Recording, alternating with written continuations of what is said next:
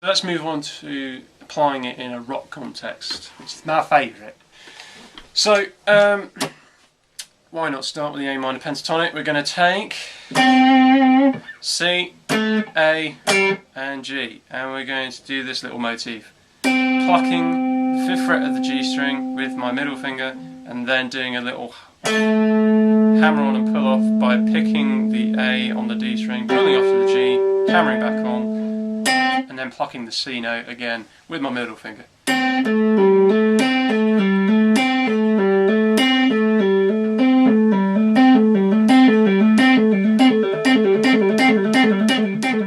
Now what we can do is alternate between C and D.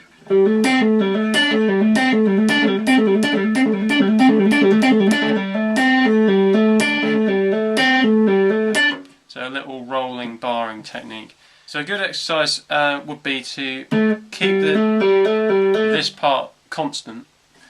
It's kind of like a pedal thing, and then we're just alternating the notes on top. Now I'm up to the B string, high E,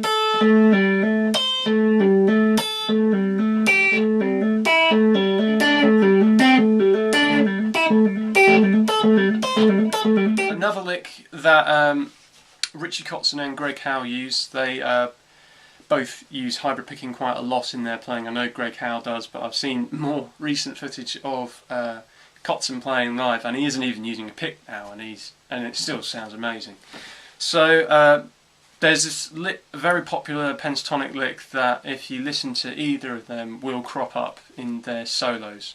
Essentially, it's all pentatonic, and it involves this barring technique, which I'll show you now.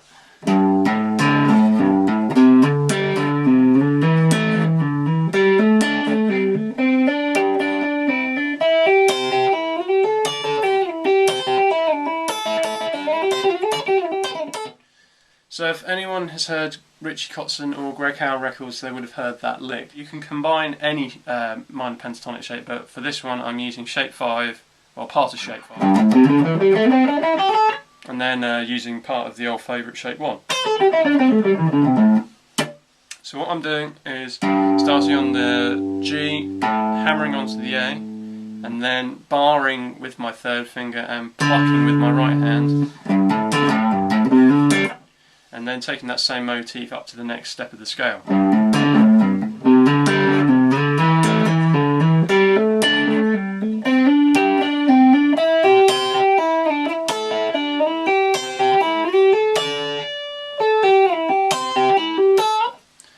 So if you were to speed that up, it would sound hopefully something like this.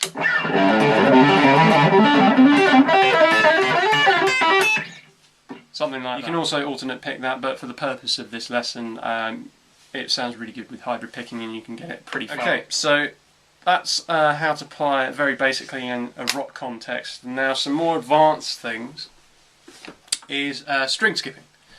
Now, any fans of Paul Gilbert know that he's a big alternate picker, and he's amazing at it, and he's worked out some really cool ways of doing string skipped arpeggios as opposed to doing the normal sweep picks ones. You can get wider intervals and they sound a lot more fluid, and it sounds wicked. I use it all the time. I really like that approach, but I thought, how about making it even smoother by not having to move my right hand as much? Because if I was to take just an example, if I'm picking it normally, I have to do a downstroke and then jump over the D string and then come with an upstroke on the G string, which is fine. It's not a problem, but sometimes it would be nice to get there even quicker. So what I do is pick the 1st string, and then with my middle finger already ready to go on the G string, just pluck that, and then I've played that part of the measure, so it sounds a lot.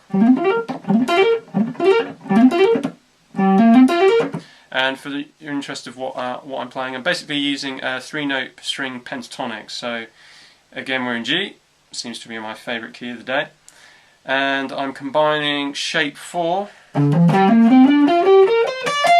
with shape 5. So the first part, we're going to be on the A string, 10th fret with our first finger, 13th fret of the A string with our third finger, and hammering onto the 15th fret with our little finger. Quite a difficult stretch, but once you get it under your fingers it's quite easy to get in and out of. And then we're jumping up to the G string, 10th fret of the G, hammering onto the 12th fret of the G, hammering onto the 15th fret of the G. So far we have. So pick, hybrid. And then we go down to the G string, pick, hammer, we're on the 10th fret of the D, 12th fret of the D, 15th, and then we go up to the B string, 10th fret of the B, 13th fret of the B, 15th fret, and we pluck that. And then go down to the G string, 10th fret, hammer onto 12, hammer onto 15, jump up to the high E string, pluck, 10th fret, hammer onto the 13th, hammer onto the 15th. So all of that together sounds like this.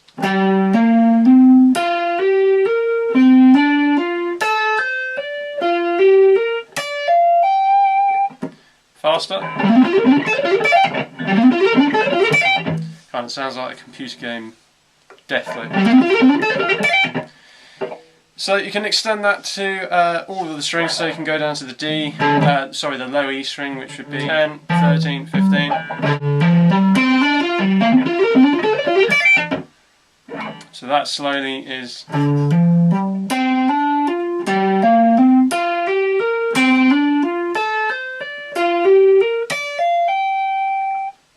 And you can go.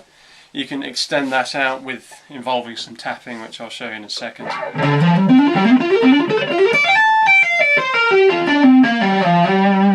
And then on that descending part, I was my second finger on my right hand was just tracing the 17th fret. I was tapping 17th fret of the high E, pull off, go down to the G, 17th fret of the G, pull off, 17th fret of the A, pull off.